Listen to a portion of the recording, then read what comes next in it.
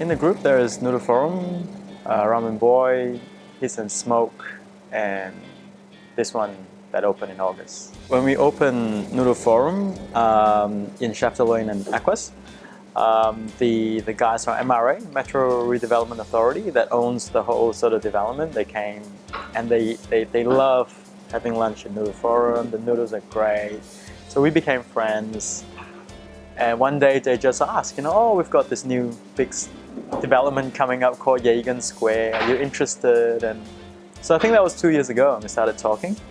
So I ended up getting 2 spots. One, Hiss and Smoke, which is the izakaya in the market hall. And then this one, which is sort of the anchor tenant in Yagan Square, double-story brewery, yum cha, and yeah, all this sort of fun stuff. I grew up surrounding myself with a lot of Cantonese food. So yum cha, a lot of sort of wok-fired dishes and roast ducks and stuff like that. So that's sort of always my passion. Well, all food's my passion, but that specifically I'm a little bit biased for. So the first restaurant I started, 17 years ago was a Cantonese restaurant. And that was sort of something that I became really passionate about, and somehow I know that, I want to do that again.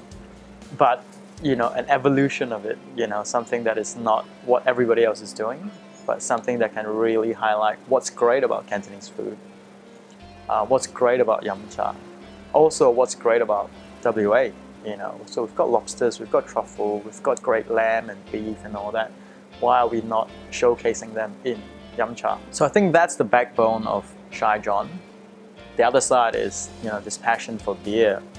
So I think, nobody has done it before. I'm not sure why, beer and yum cha, but it's great. If you haven't tried it, you should. It's amazing. Yeah. Shy John, interesting. Yeah, he's actually a real person. Yeah, he's the first guy that came from Guangzhou to China, and this was back in 1880. Great guy. He arrived, and his name was actually Mak Sayeng. So when people asked him what his name was, he said Mak Sayeng because he didn't speak English. So people thought his last name was Shaying. So that got changed. So he actually lost his surname, which is Mak. So they nicknamed him John. So ultimately he became Shy John. Yeah, that's the name. So I love that whole spirit that he has. So ultimately he owned like 2 pubs, fell in love with Australia, married an Irish girl, had 3 kids. Yeah. So I think that's what this restaurant try and,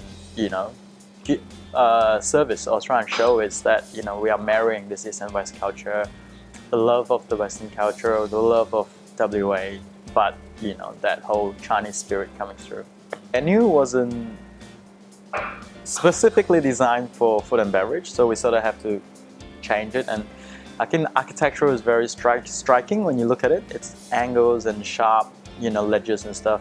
But that also means that the shape's quite funny. So I think working with Caterlink from the previous, few restaurants as well, I think there was a lot of confidence going in. And, the guys behind the team that helped us, I think everybody from Caterlink was involved on this project. It's such a big project, 2 stories, kitchen being downstairs, very tricky setup. But I think we had so much support, and the guys being so supportive and flexible, answering phone calls at all hours, and coming up with a lot of sort of custom-made stuff that's quite specific to the space, because it's quite tight. We needed to fit equipment together and different equipment together, and there was a lot of exhaust challenges as well. So yeah, I think it was really hard going at the start, but I think, being very solution focused, Caterlink really helped. And yeah, we got there in the end. That was good.